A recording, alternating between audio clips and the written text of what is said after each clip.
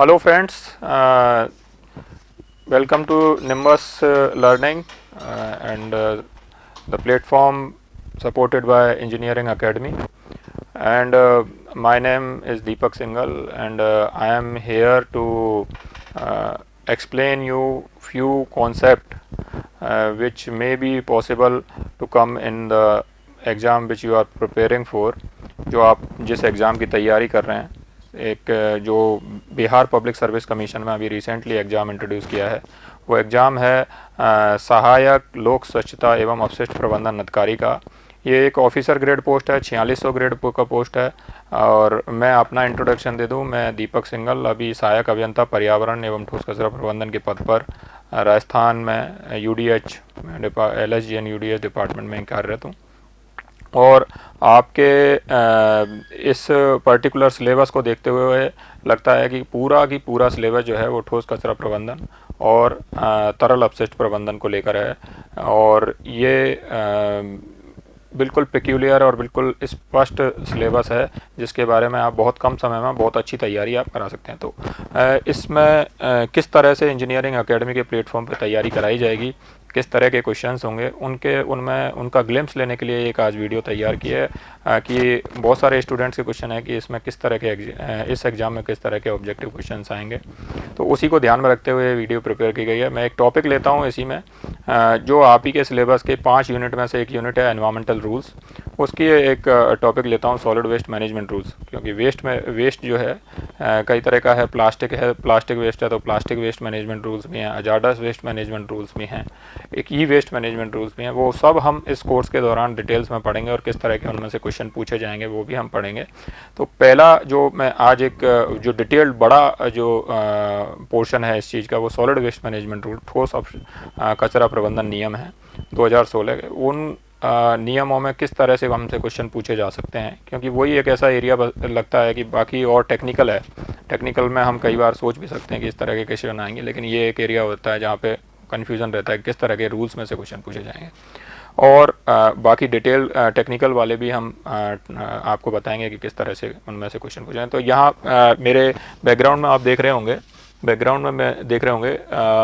जो solid waste management rules को मैंने यहाँ पे उनका PDF यहाँ पे खोला हुआ है। आप देखिए कि इसमें किस तरह के क्वेश्चंस आ सकते हैं। मैं आपको एक एक करके कुछ ग्लिम्स यहाँ पे देने की कोशिश करता हूँ। देखिए, एक ठोस कचरा प्रबंधन नियम में जैसे कि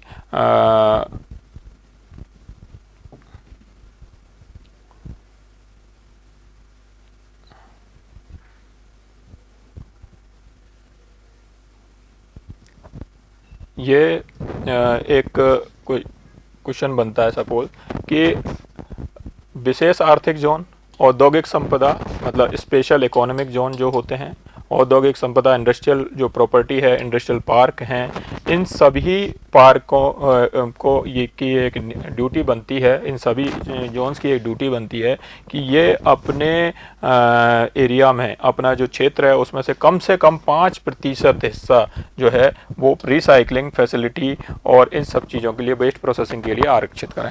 तो यहाँ पे सीधा क्वेश्चन बनता है कि कितना प्रतिशत एरिया एक स्पेशल इकोनॉमिक जोन को या एक इंडस्ट्रियल पार्क को आरक्षित रखना होता है। यह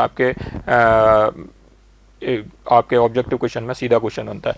यही मैं आपको बताना चाहता हूँ, जिस तरह से हम इसको बताएंगे कि किस तरह के इसमें से क्वेश्चंस आएंगे, रूल्स में से कैसे क्वेश्चंस निकल के आएंगे। तो यहाँ एक सीधा क्वेश्चन बनता है कि आपको, अगर आपने पढ़ा होगा और आपको अच्छे से एक्सप्लेन किया गया होगा, तो आप सीधा टिक लगाएंगे और कम समय में कि भाई 5% जो है हिस्सा उसका आरक्षित किया जाना चाहिए। सेम ही आपको और मैं कुछ ग्लिम्स देने की कोशिश करता हूँ। ये सपोज इसमें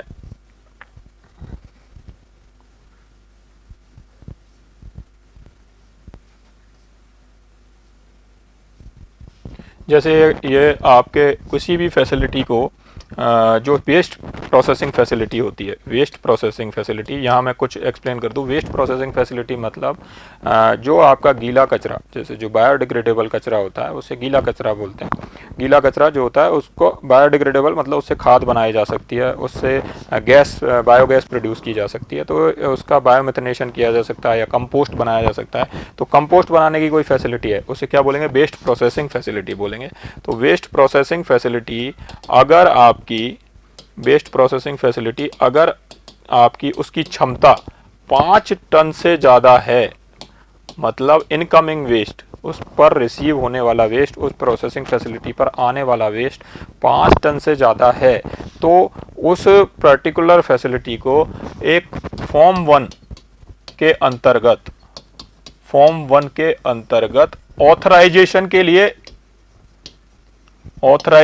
लिए मतलब प्राधिकार प्राप्त करने के लिए, ऑथराइजेशन लेने के लिए पॉल्यूशन कंट्रोल बोर्ड, संबंधित स्टेट के, जैसे राजस्थान में Rajasthan state pollution control board और बिहार में Bihar state pollution control board में अप्लाई करना होगा। तो यहां लिखा हुआ है प्रारूप 1 में, किसमें? फॉर्म 1 में। प्रारूप 1 मतलब फॉर्म 1 में अप्लाई करना होगा अगर 5 टन से अधिक जो अपशिष्ट है, ठोस अपशिष्ट मतलब सॉलिड वेस्ट है, उसका प्रोसेसिंग किया जा रहा है। तो अब आप यहाँ देखिए सीधा क्वेश्चन बनता है, 2-3 क्वेश्चन बनते हैं। एक क्वेश्चन बनता है कि किस प्रारूप के तहत अप्लाई करना होता है, तो वहाँ लिख दिया फॉर्म 1, फॉर्म 2, फॉर्म 3, फॉर्म 4, तो चारों तरह के फॉर्म में से आपको टिक करना है, फॉर्म 1 में अप्लाई करना होता है। एक क्वेश्चन लिख दिया कि कितने से टन से अधिक क्षमता वाली वेस्ट प्रोसेसिंग फैसिलिटी को फॉर्म 1 में अप्लाई करना होता है, तो वहाँ लिख दिया 3, 4, 5, 6, तो आपको आंसर है 5। तो इस तरह के क्वेश्चंस आपको आराम से बनते हैं इस पर्टिकुलर वेस्ट मैनेजमेंट रूल्स के पोर्शन में से। और मैं आपको एक्सप्लेन करता हूँ, कई बार हमें लगता है रूल से क्वेश्चन कैसे आएंगे, और ये सारी चीज़ें इन डिटेल किस तरह के क्वेश्चंस बनेंगे, ऑब्जेक्टिव क्वेश्चंस क्या रहेंगे, और के रूल्स को भी समझना, क्योंकि रूल्स बहुत बोरियत लगता है समझना, रूल्स को समझना किस तरह से होगा वो हम यहाँ पे आपको क्लासेस में समझाएंगे, लाइव क्लासेस में समझाएंगे। ये आप देखिए,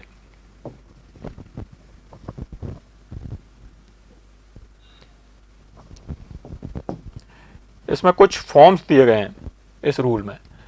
फॉर्म 1, प्रारूप 1 मतलब फॉर्म 1, प्रारूप 1 मतलब फॉर्म 1।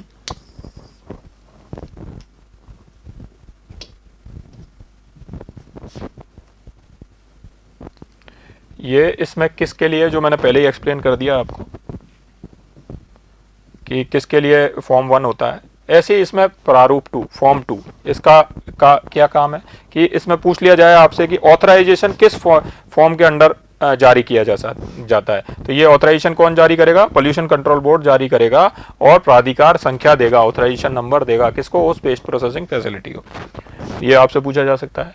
ये पूछा जाए आपसे कि फॉर्म 3 में क्या करना होता है, या आपको ये दे दिया जाए कि कोई भी वेस्ट प्रोसेसिंग फैसिलिटी चलाने वाला व्यक्ति वो किसी लोकल बॉडी, आपको पता है कि लोकल बॉडी जिस विभाग में आप जा रहे हैं, अर्बन नगरीय विकास एवं आवासन विभाग जो है, उसके तहत ये वैकेंसीज निकली हुई हैं, उसमें जब आप जाएं तो उसके तहत, या अपने नगरीय ढांचा जो है वो त्रिस्तरीय जो ढांचा है, उसमें नगर पालिकाएँ भी हैं, नगर परिषद हैं, नगर निगम हैं।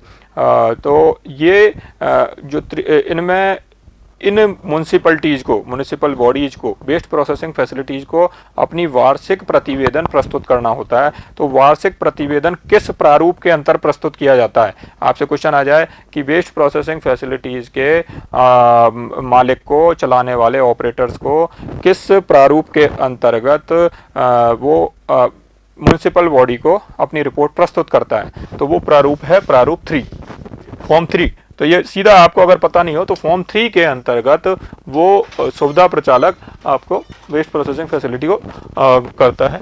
ऐसे ही आपके अगर आ जाए फॉर्म 4 है,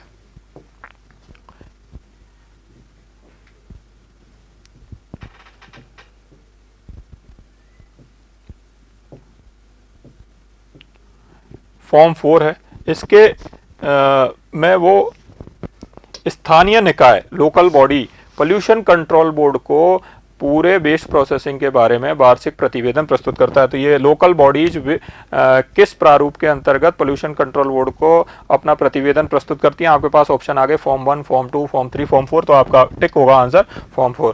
तो फ्रेंड्स, मैं आपको पूरे इस लेक्चर के दौरान मैं यही समझाने की कोशिश कर रहा हूँ कि किस तरह के आपके क्वेश्चंस आएंगे रूल्स से भी रिगार्डिंग, और ये बिल्कुल आपको तुरंत होने वाले क्वेश्चंस हैं। तो आपको इस तरह की हमें पूरी तैयारी करनी है, और हम इसी तरह की आपको सारे टॉपिक्स में तैयारी करवाएंगे। Thank you very much. If you really like the video, please hit the like button and share the video, subscribe to our YouTube channel and press the bell icon for the latest updates. Thank you.